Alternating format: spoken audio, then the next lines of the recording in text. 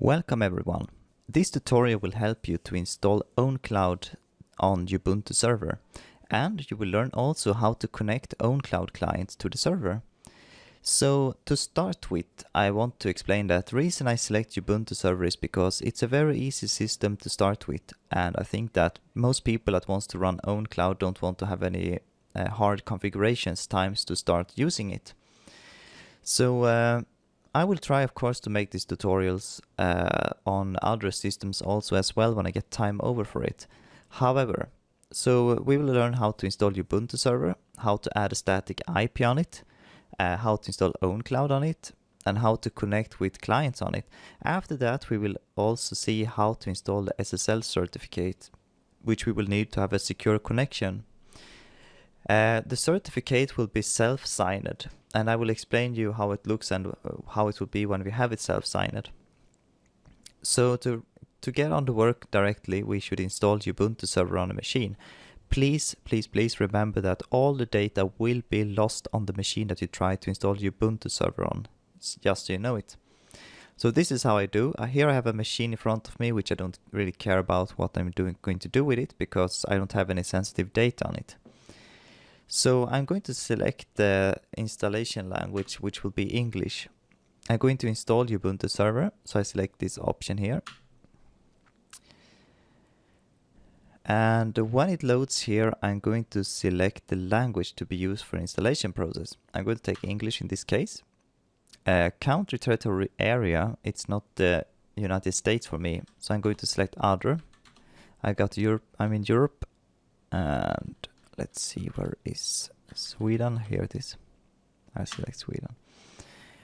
And then I can select, let's see here, there is no local defined for the company, blah, blah, blah. Okay, I'm fine with selecting United States then.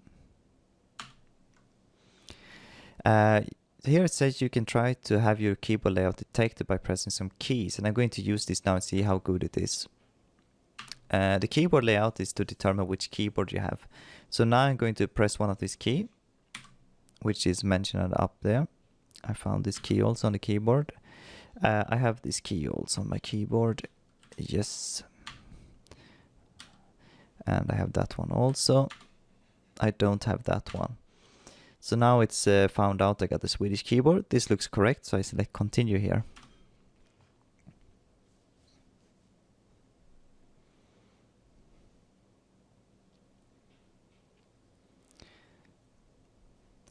And during this installation process, I'm going to press pause in some place where I really need to take to put a pause to make the video shorter. So I'm going to pause between the areas where there are no questions to ask. And when there is a question to ask, I will start the video recording again, and you will see which areas I was selecting the different answers on, which one I selected.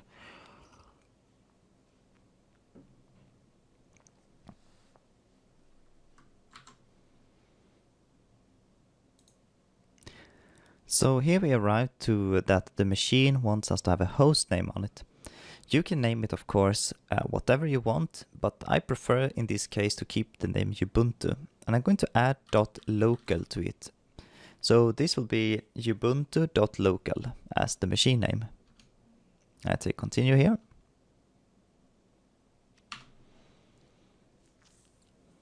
Full name for the new user will be the login, not the login name, but will be the full name of the user that will log in.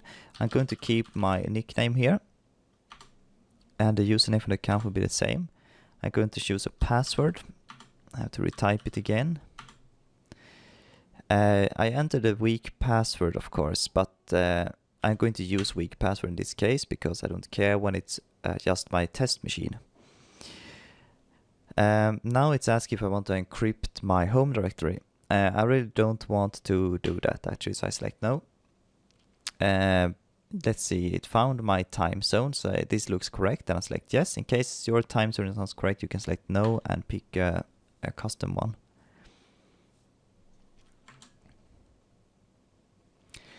Okay, here it asks which partitioning method I want to use.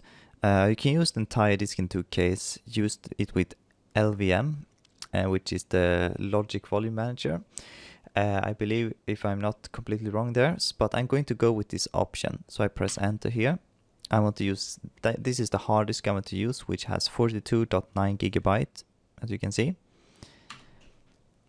And then I want to write the changes. And I'm going to confirm this. If you wonder sometimes if you have difficulties to jump in the menus, you use most of the time the keys tab, arrow keys, and enter key, by the way. I'm going to write these changes to my disk. And I pause the video here while it's going to format and install, and I resume it when it comes to next questions. In these steps, it's asked if we are going to use any HTTP proxy. I don't have any, so I just press the tab key to arrive to the continue, and I press return here to go forward.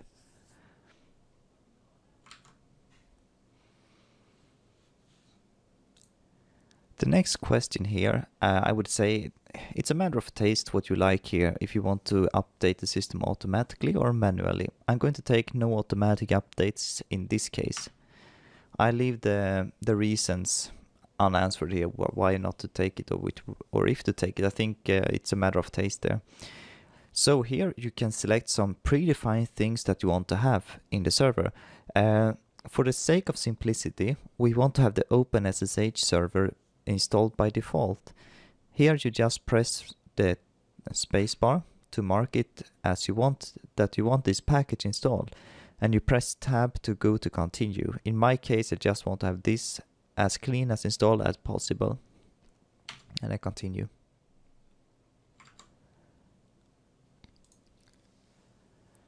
So we arrived to install the Grub bootloader on a hard disk. I simply take yes here. In case you know what you do, go for your option, I guess. I select yes here anyway. So when it comes to installing a system, I have to say many things depends on, of course, the different advantages we have and how we want to set up the system. But I believe that people that really know how to configure the system in their way are just skipping these parts anyway. So, however, let's see here. Finish the installation. Installation is complete, so it's time to boot this new system. Okay, so let's remove our installation media and restart the system.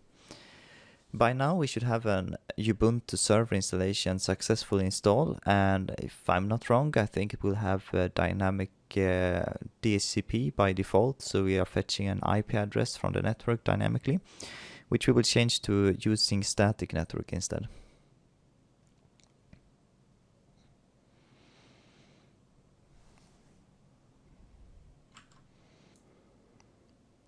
So if everything worked correct, we should now have arrived to a login screen. On this login screen, you use the username that we were adding during the installation. So you can try to log in here. For me, it works perfectly. So right now, we first have to set static IP address to our interface. By typing ifconfig, you can see which IP address we got right now. In my case, this is my network card, ETH0, and I got this IP address which is mentioned over here. This has been fetched dynamically, and we are going to put the static IP. So what we have to do is using the Vim editor to edit our file, which contains the information of which IP to have, the configuration file for the network. Use your favorite editor in your case. In my case, the Vim editor is my favorite. So to start with, I have to find where to change the network settings. So I'm going to use sudo as a command to give give the root privilege to be able to edit the file. And I'm going to use the Vim editor, and the file I should edit should be etc network/interfaces.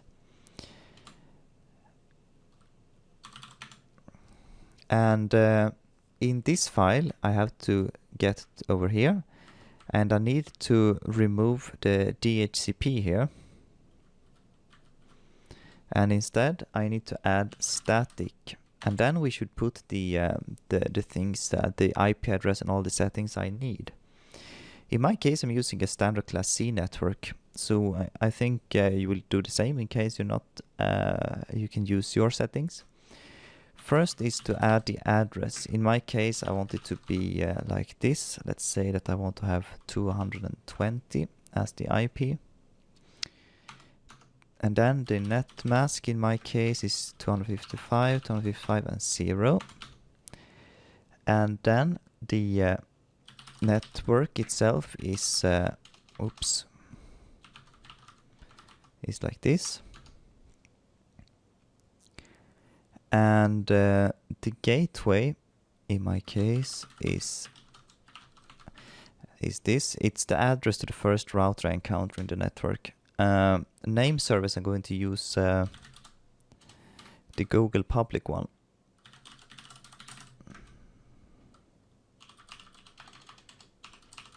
Oops. Alright, so let's see that I typed everything correct now, because I type fast sometimes and make mistakes. The network, and we have the gateway to the router, and we have the DNS name servers.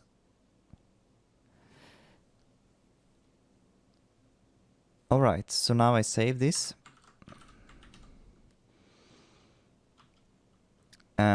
In case that we cannot restart the network interface after we have set the address, I'm going to make a simple way to take reboot to restart the machine, and it should get the new network settings.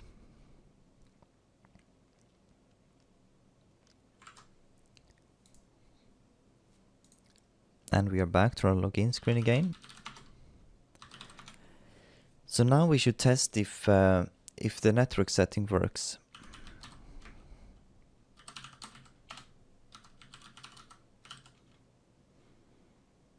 It seems to work correctly. I can get, I'm able to ping servers outside the network.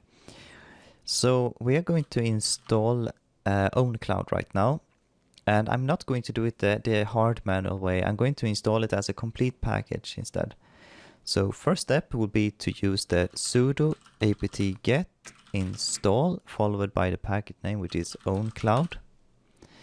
And when I press return here, it's going to ask for first the sudo password, which is the same password as the user had got. And then it will ask if you want to install the OwnCloud. I press the Y key to select yes here. In other languages, it can be another keys. Like in Swedish, it's using the another key for not Y, because we are using another character for that. So it's going to install the OwnCloud with a lot of other packages. Will be Apache and all these things. And this will take a while now, so I'm going to pause the video. If I'm not wrong, there won't be any questions, so this will just finish as normal unless there are any errors in the installation. So just wait for this to get done then. So now we successfully installed OwnCloud. The next step is that we're going to need to have a MySQL server.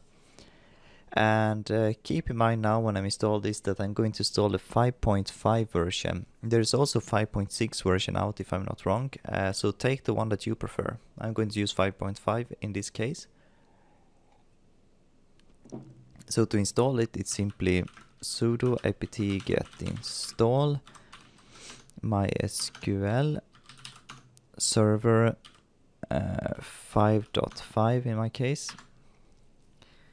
And when we install this, it will ask for, later on it will ask to set a root password. So please don't forget that root password, and here's it where it's appear. So now we arrive to the question where we need to put the password for the user root of MySQL. Make sure to remember your password. I'm going to use weak password here also because this is just my test machine.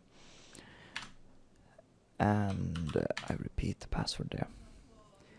So the next step after we install the MySQL server is to add a database that will be used for OwnCloud. I normally name the database OwnCloud, but you can name it whatever you want.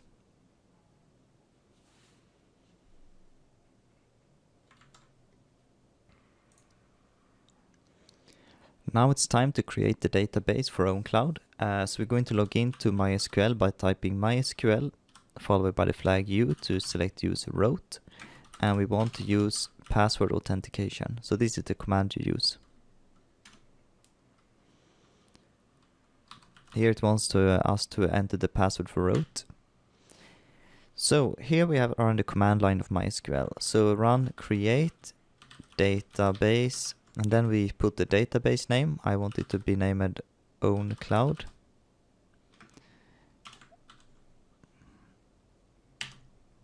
We created a database, so now we can exit MySQL. So technically we've been creating a database now for OwnCloud, and now it's time to set up the OwnCloud. And this is done by visiting the website of the server. And I need to remember which IP address I was putting on the server. So you run the command ifconfig. You can see here is the IP address for it. So now go to a client machine which have a graphical user interface and open the web browser, and I will show you which address to enter.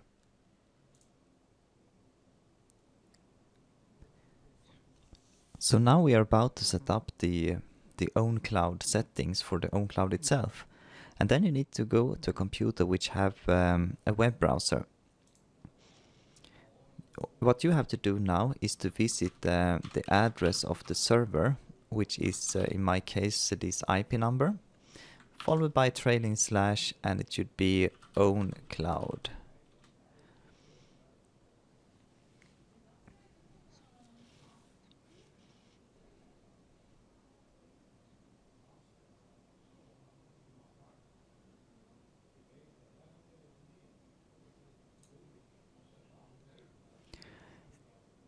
And if everything's successful, you should see this window appear. Here we need to create a new administration account for OwnCloud. And I create my own here.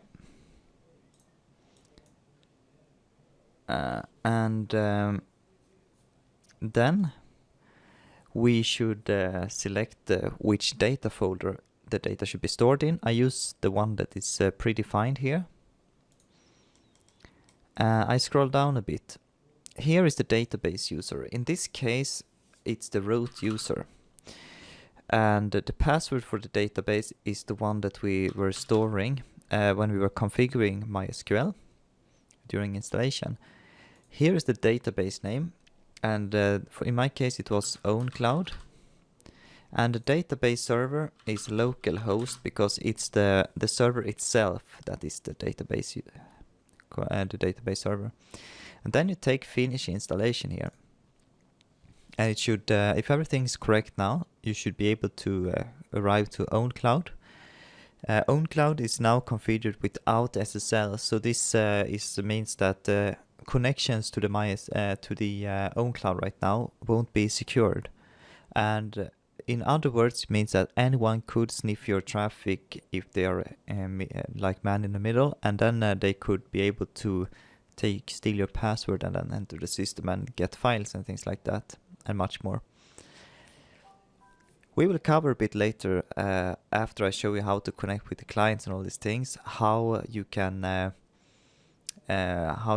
use the SSL to improve the security.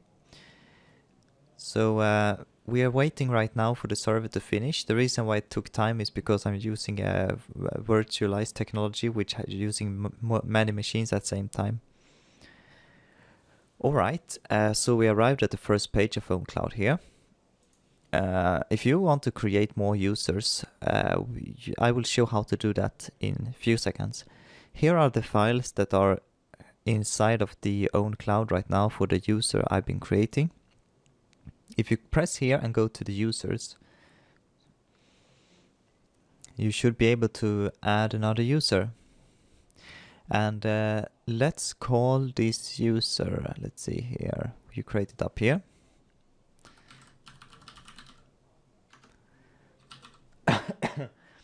I'm just trying to create the user here.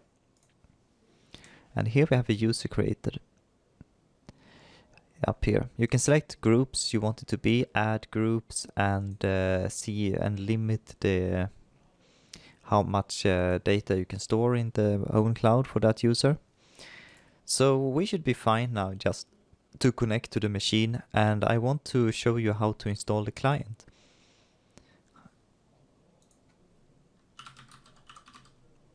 So let's enter the OwnCloud webpage, and it should be this one.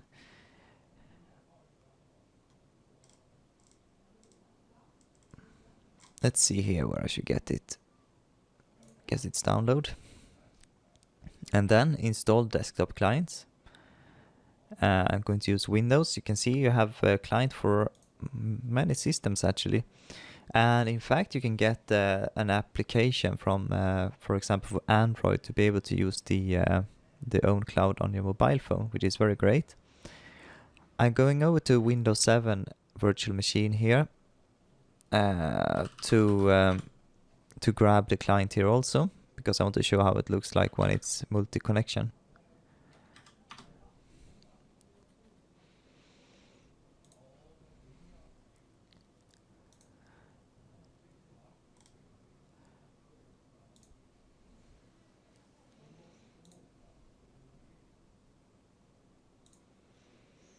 Okay, so I'm going to install it on this Windows 8 machine.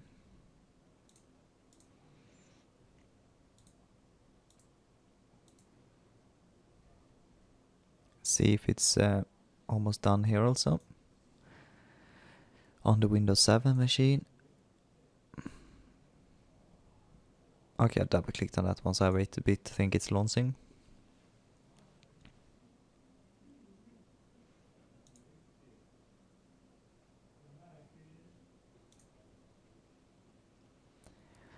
And let's see, next step, I want to run OwnCloud. And then I close this window for now.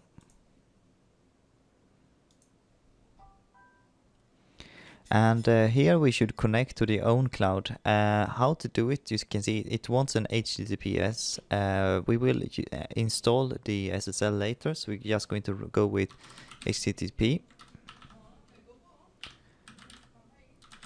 Followed by the IP.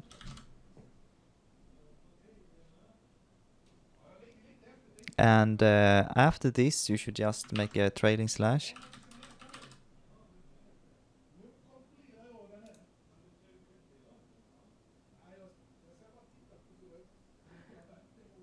And now it tells that we could not connect in a secure way. And it asks if we want to connect unencrypted. For now it's okay just for the test, but we are going to use the SSL later, so I select yes here.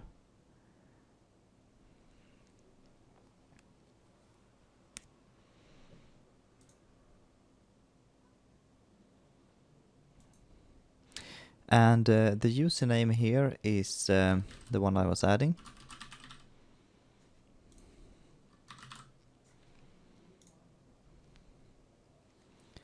And I want to synchronize everything from the server. And here you can see it's the local folder where it should arrive to. We can change this one if we want. So we can put it on the desktop, for example. And create a new folder here. You can name it whatever you want. And then we can take connect.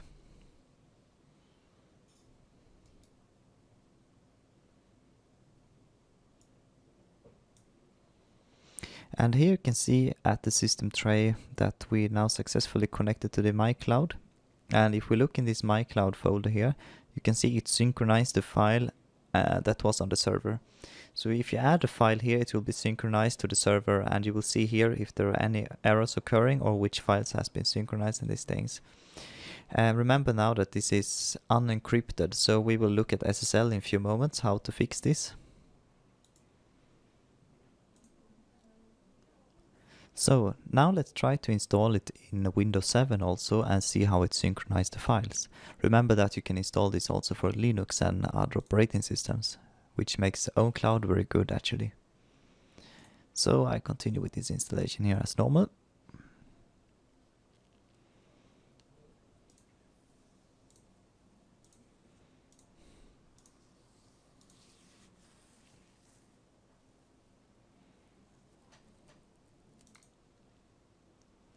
So at this point, we install the client, and let's run OwnCloud right now. I think it's hiding down here. I should try to change this. See if I can remove this little arrow here. Ah, Jesus. It's lagging a bit, that's why.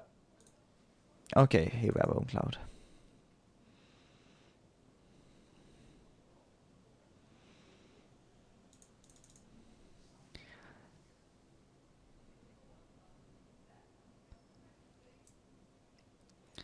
So now when you click on this icon that's down here, you will get the same as in Windows 7 here.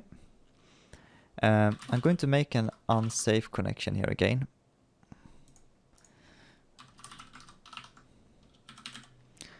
To the server, and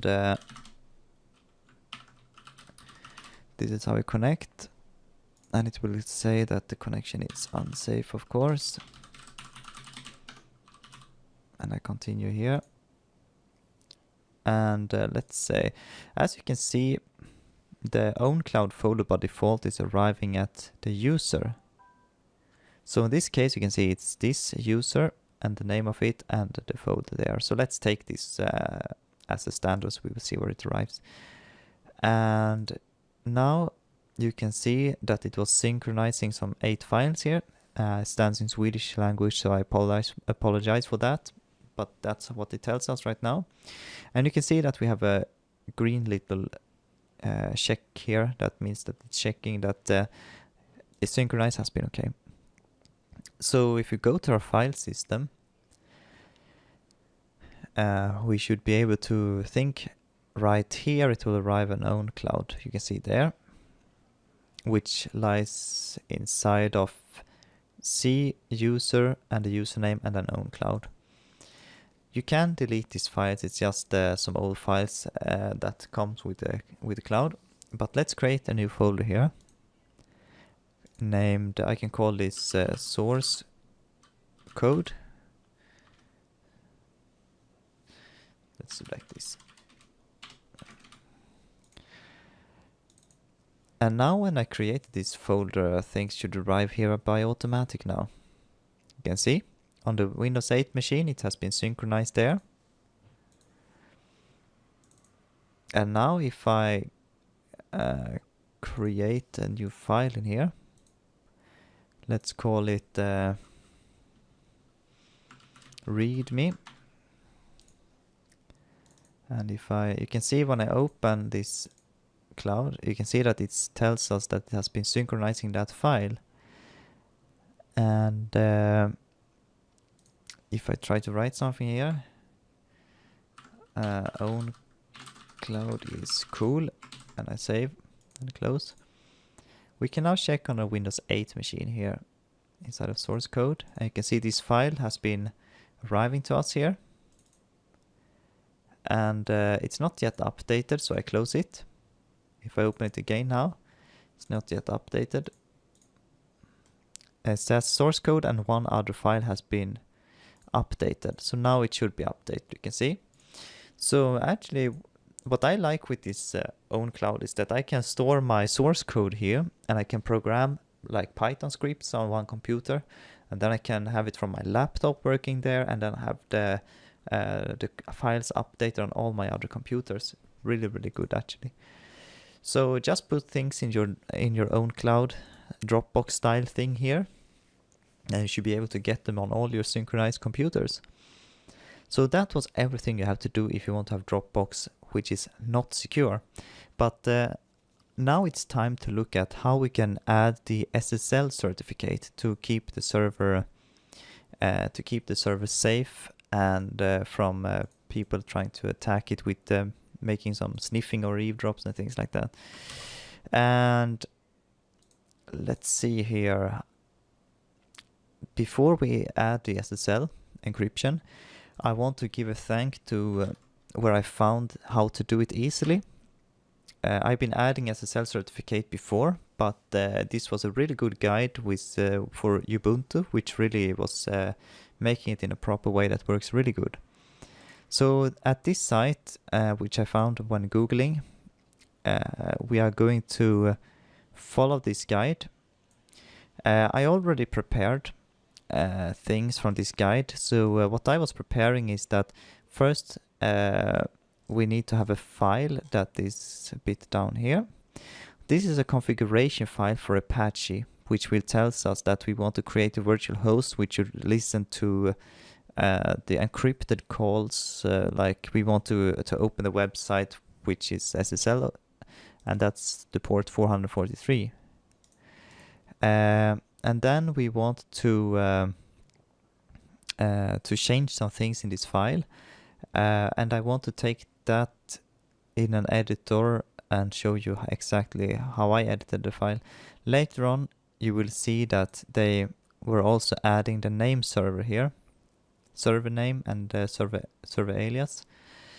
And I'm going to show you how to add that one later also. Okay, so bear in mind that, keep in mind that I was using this guide to get this working, and a lot of thanks to the one that made this one. So I cannot take any credits for that. Alright. So let's begin by going to the server.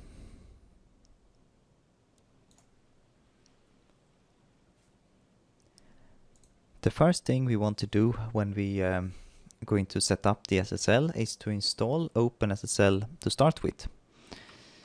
This is done by using the classical apt get install command in Ubuntu, and we want to install OpenSSL.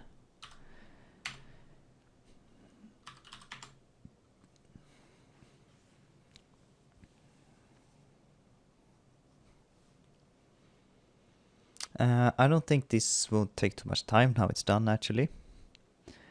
And then, for example, we need to enable the mod SSL, which is an it's how to say, it's an plugin or something like that for, it's like an extension, it's a module for Apache that will make SSL work for Apache. So then we use sudo a2n mod SSL. And then we can try to see if rewrite is on. I think it should be actually.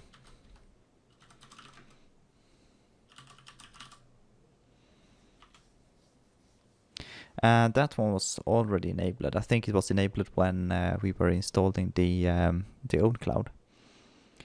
So to start with, we should make a directory for SSL. So use sudo and make directory.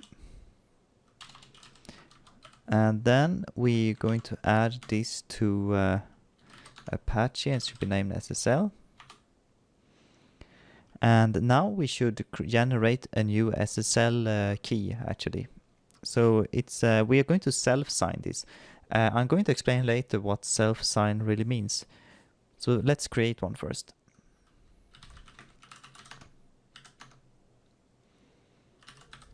Please know that this is an queue, so it's rec, not reg, it's rec. And X509. This is how many days the certificate should be valid. Let's take 1 year. You can add more days if you want.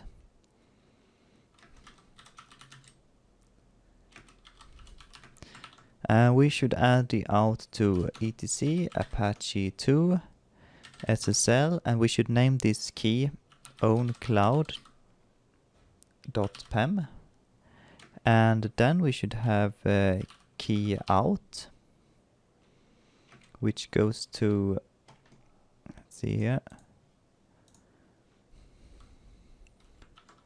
etc apache 2 SSL and OwnCloud.key. Now you press return and run this command, and we are generating a self-signer certificate. So now I'm going to add the country code. In my case, it's Sweden. I add an SC. State, province, I can just take anything. I guess I take this. It's not the state, but I just take it. It's my city. And then I add my city. Organization. I can call this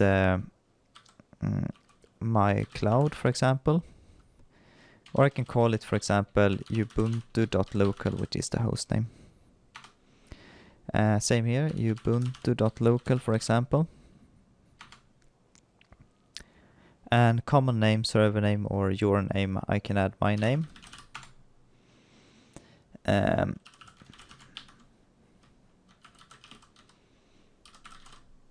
do like this.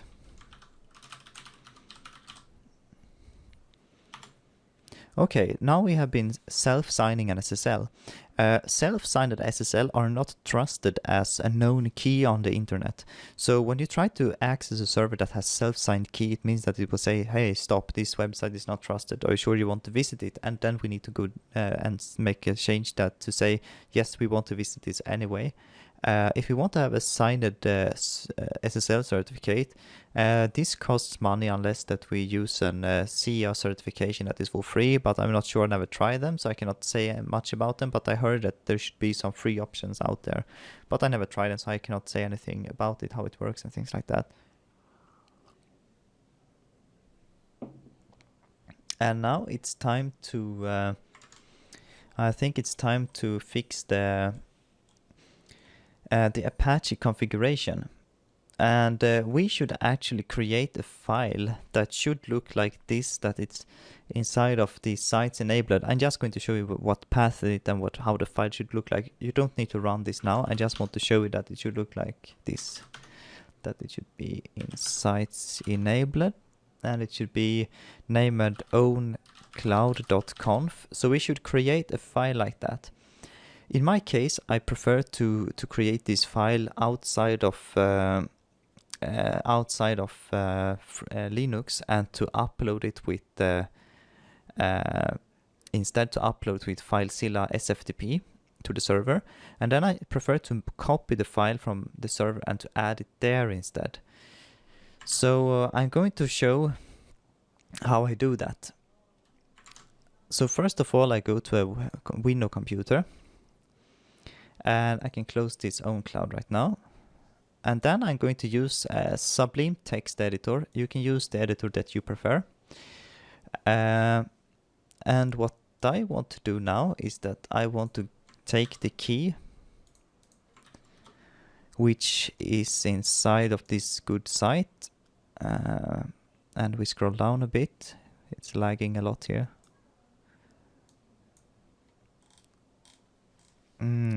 It's not so nice to run virtual machines on computers when we have too many instances open it. I apologize for all this lag. In fact, it's much lag. Okay, so everything that is here, you can copy this and paste it into a file, which I already prepared. The file is called OwnCloud.conf, and here is how it looks like. We are going to make some minor changes here. I need to change the IP address. So here where it stands virtual host, I'm going to match this IP with my server IP, which is this. The server name ubuntu.local and ubuntu.local for the server alias is correct here. So we continue here. And let's see here, let's change this IP to a correct one. And then we should have these names correct here. And as I can see, it looks correct now. So we just save here.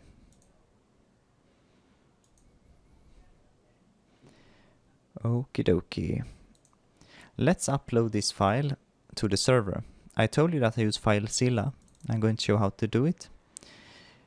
This is an easy way from Windows. Then we take archive and make to manage sites. And here I can add a new place. And we are going to name it Ubuntu. And we select the protocol should be SFTP, which uses the SSH protocol. It's not like an encrypted FTP, it's SSH, file transfer, version 2. And I'm going to take normal as a login type, and I'm going to take the login name which I have and the password, and this should be okay, and I take connect. It will now ask if we want to connect here. Okay, so there is a little error here. Let's see what it is. Ah, of course it is. I need to add the correct host. I was making a big mistake here. I need to add the IP here for the server. I hope you were more awake than I was. So the host should be your IP to the server, which is 220 actually in my case. And I connect. And then I get the question to see if I trust this. I take OK.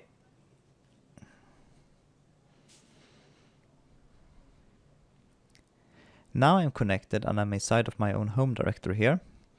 So what I can do now is to browse for the file which is inside of the desktop on my computer. And it's in the new folder here and it's OwnCloud. So I just drag this here and drop it there. Or you can take right click and take send to or upload, what it's now called in English versions. However, the file should be uploaded now. And if I go back to the server and look inside of my home directory, you can see I have owncloud.conf. So I run sudo and I copy the owncloud.conf and I place it inside of, let's see, I should place it inside of etc, Apache 2, sites enabled, and it should be OwnCloud. I don't need to add anything more there, so it can be just like this because it will copy the file and add it to this place, except for if I want another name to it, which I don't want, so I just add it there. So now we have been adding that configuration file to that place. Right now it should be enough to restart the server, but what I want to do is that I want to enable, let's see here. So I want to enable hostname lookups. And to do that, we need to edit a file named etc apache2 apache2.conf. And here you should look for something called hostname lookup, and it should be here. Change this to the value on. Now you can write and save this. And we should see now if we are able to restart the server and everything works correct for us. To restart Apache in Linux, you do like this: sudo services and Apache 2 and then restart. And let's see if everything works here. Okay, we don't have a document root called OwnCloud in HTML, so we just add it like this: sudo make a directory var www html and then OwnCloud. Now after creating the folder, we can try to run the restart command again, and I think this should work better now, and it did actually. So let's see how it looks like now when we have the SSL up and running. I closed the file transfer here. So what we can do now is that we can try to visit our server again.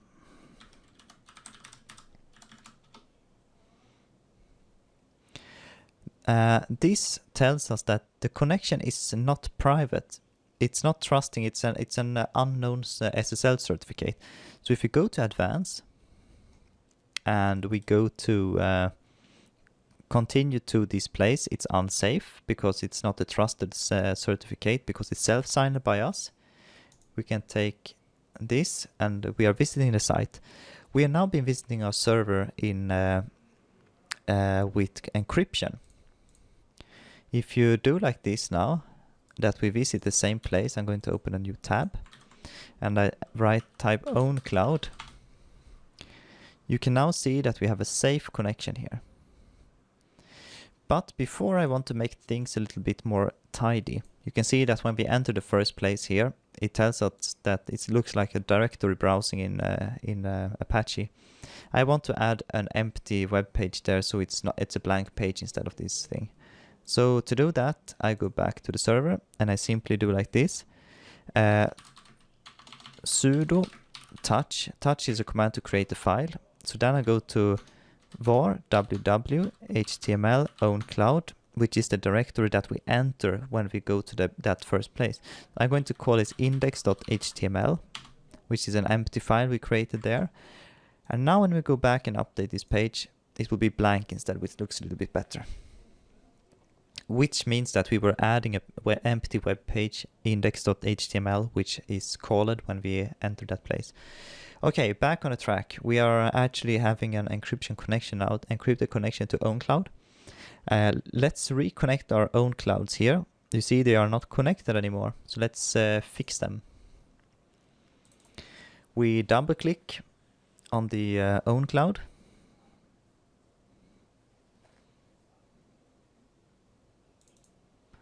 And now we can do like this. We can erase this connection. This tells us that if we want to stop synchronizing this folder, it means that notice this will not remove files from your client, but we take yes here then. And then I go to this account here, I take change account, and here it stands HTTP. Change this one to HTTPS instead. Now we are getting a green lock here. It means that the SSL is okay. When we take next, it tells that this certificate is not signed. It's self-signed. You can see here, organization ubuntu.local, and all these things that we were adding to this one. So we just take that we trust this anyway and take OK. The only difference is that this certificate is self-signed by us. So it means that that when anyone tries to use this certificate, they have to know that this is not registered as a CR certified certificate. So it's a self-signed one. That's just the only thing that it complains about. Now I'm going to add a username again. And I want to synchronize everything again. I take connect. And now you can see that we are securely connected by this. Here it stands about the certificate. So if you click here, you can see that it's a self-signed certificate. That's why it's warned about. And you can see it's all the information we were typing here when we were making a certification there. So we are safe connected, and we can add a folder now. Again, which you do here by add folder. We want to synchronize. And then I go to the desktop again, which should be here. And I reselect my folder again. OwnCloud, and I select next. I think this one is already added like this. Add folder. Now it tells us that files are up to date. They are synchronized against the server. So you do the same on the other computer. But to be honest with you, I think you can do it in a much easier way, of course, that you can just do like this. Go to change account there directly. And then you change this to HTTPS, so this will look okay. You see? And now I actually think that this should be okay. Yeah, trust this certificate anyway. I add my account and I proceed with next. And I connect. I wonder if I was selecting. Yeah, I did. So now let's try if this is synchronizing well. My new file.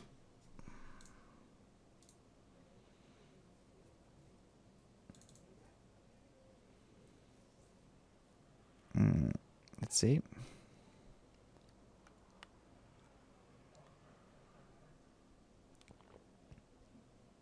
Seems okay there. Let's look on the other computer.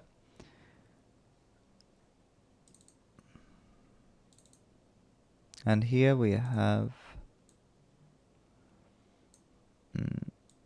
this doesn't look so correct, right? Okay, now it was synchronizing by itself. And you can see that the files are up to date and everything's working, and we now have an encrypted connection to our OwnCloud. So now we are safe to use OwnCloud, and it's very nice. And as I said before, what I'm using OwnCloud for is mainly for synchronizing my source code between my laptop and my desktop. which is very good, and all the rest of the computers. It's very easy to upload things from your mobile phone also. For example, I use the Android app to upload to my own cloud, which is very fantastic. Goes very quick to upload things and have them to the computer directly. Alright, so that was the tutorial. It was a quite big tutorial actually, but I hope it was useful. And in case that you don't forget to try OwnCloud also on Linux, Ubuntu, and the other platforms which it's available on. I think it's a really good system actually, I like it a lot. And so that was everything. I hope you enjoyed the tutorial. So thanks for watching and take care.